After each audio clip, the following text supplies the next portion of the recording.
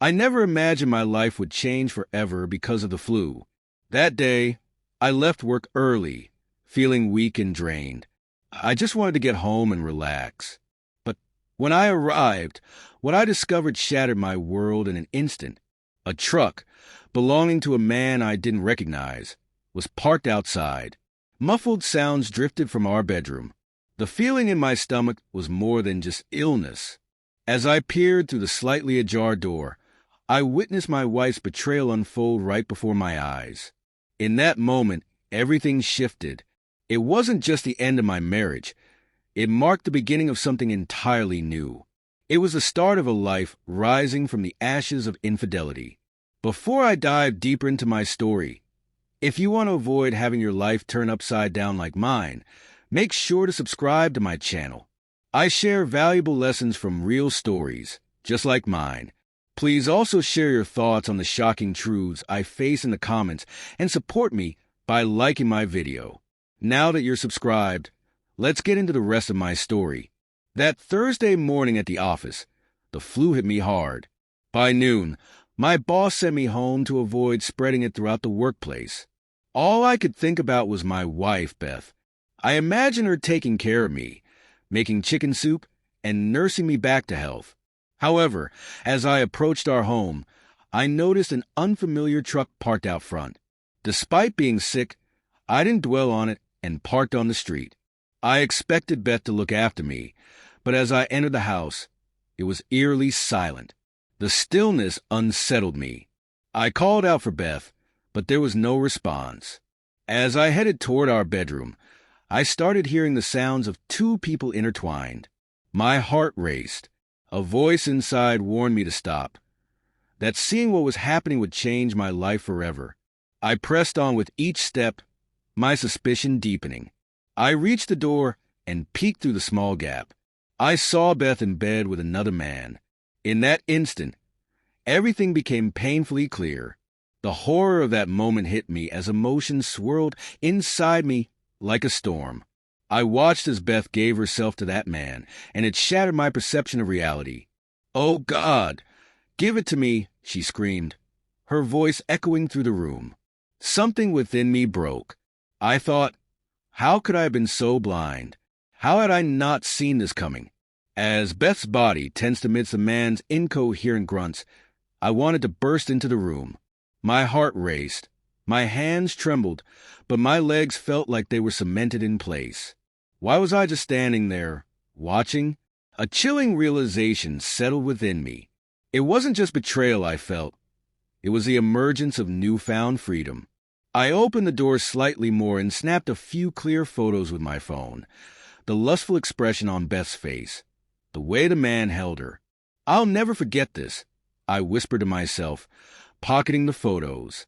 I wanted to confront them, to demand answers, but instead, I quietly turned around and left the house without saying a word. As I passed through the garage, I grabbed a screwdriver and punctured the tires of the man's truck. Perhaps it was childish, but in that moment, it was the only thing I felt I could do. I got into my car and drove away.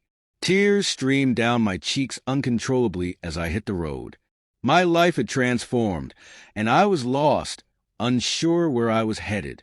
I drove for hours, consumed by thoughts of that moment, of Beth, and of the man. How long had this affair been going on? Who was he? None of those questions mattered anymore. What truly counted was that 24 years of marriage had crumbled in an instant. I stopped by a clinic to pick up some flu medication, then checked into a motel on the other side of town. I couldn't return to that house, at least not that night. The first night spent in that motel felt like a waking nightmare. The weight of both my illness and the betrayal overwhelmed me. Beth had called me numerous times, but I didn't answer a single one. What could she possibly say? An apology wouldn't mean anything. Nothing could fix this. The next morning, I called work to inform them I wouldn't be in for a few days. I needed time to pause and consider my situation. This marriage couldn't continue like this. Simply leaving Beth wasn't enough. I needed a plan. That day, I contacted a lawyer. withdrew my money from the bank, and began taking the first steps to separate my life from Beth. I wasn't just ending my marriage. I was in the process of taking back control of my life when I returned home and found Beth in the kitchen. Her eyes were swollen, and her face was pale. "Peter, we need to talk." "Please give me a chance," she said, her voice trembling. I looked at her and replied, my voice cold as ice, "You have nothing left to forgive me for, Beth. It's over." I paused. "I saw you. I witnessed you in that man's arms. In that moment, I understood we would never be the same again." Beth began to cry. "But I love you. He meant nothing. It was just a mistake," she pleaded. "A mistake?" I said, barely able to contain my anger. "The moment you let that man into our bedroom, you destroyed whatever love we had. This isn't just a mistake. This is the end of our life together."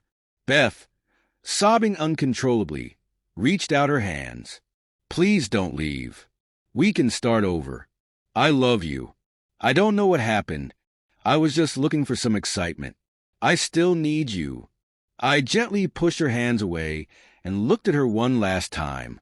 "I don't need you, Beth. Not anymore. There will be someone in my life who will never betray me." I gazed at the woman I once loved more than anything and felt nothing. "I'm packing my things," I said, my voice cold. "Packing?" she asked, panic rising in her eyes. "Can't we talk?" "I'm sorry, Peter. I made a mistake. Please, we can fix this." Tears streamed down her face as she cried.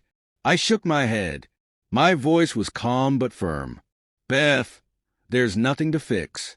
The moment you brought that man into our home, you made your choice. Now I'm making mine." Beth collapsed to the floor, sobbing uncontrollably. "It was just sex, Peter. It meant nothing. I love you. I don't want him. I want you," she screamed. I looked at her in silence. Her words felt hollow. "You called us love. You cheated on me, Beth. You betrayed us. You betrayed me. It's clear you don't want me." Beth fell onto the bed, her sobs echoing through the room. I looked at her, feeling a mix of pity, disgust, and emptiness. The woman I once cherished now meant nothing to me. In that moment, I realized love had vanished. It was time to move on. The following weeks were spent reshaping my life. I moved into a small motel, started divorce proceedings with my lawyer, and quit my job. For the first time in years, I had no responsibilities, no job, no marriage, no home. I was free and could go wherever I wanted. And that's exactly what I did. The most unexpected surprise of my life arrived when I met a woman named Moore McDermott, tall with fiery red hair and eyes that reflected both pain and joy. I met her through mutual friends, and from the moment we met, there was an immediate connection. Like me, she had endured the pain of betrayal. But together, we found the peace we were both seeking. The time I spent with Morin gave me the strength to love again. With each passing day, I grew closer to her and eventually realized that this was no coincidence. We both deserved a second chance. Beth's betrayal wasn't an end for me. In fact, it ushered in a new life. It set me free, providing the courage to leave behind a life I had felt trapped in for years. In a strange way, I felt grateful to her. Standing on the mountaintop, looking out at my new life with Morin by my side, I realized that sometimes life guides us to the right places after the worst moments. At the end of those difficult times, life can bring about significant changes at the most unexpected times. What was once a betrayal that tore my world apart has now given me a new beginning, a new love, a new life, and a freedom I never knew I had. It was all thanks to a broken heart that led me back to myself.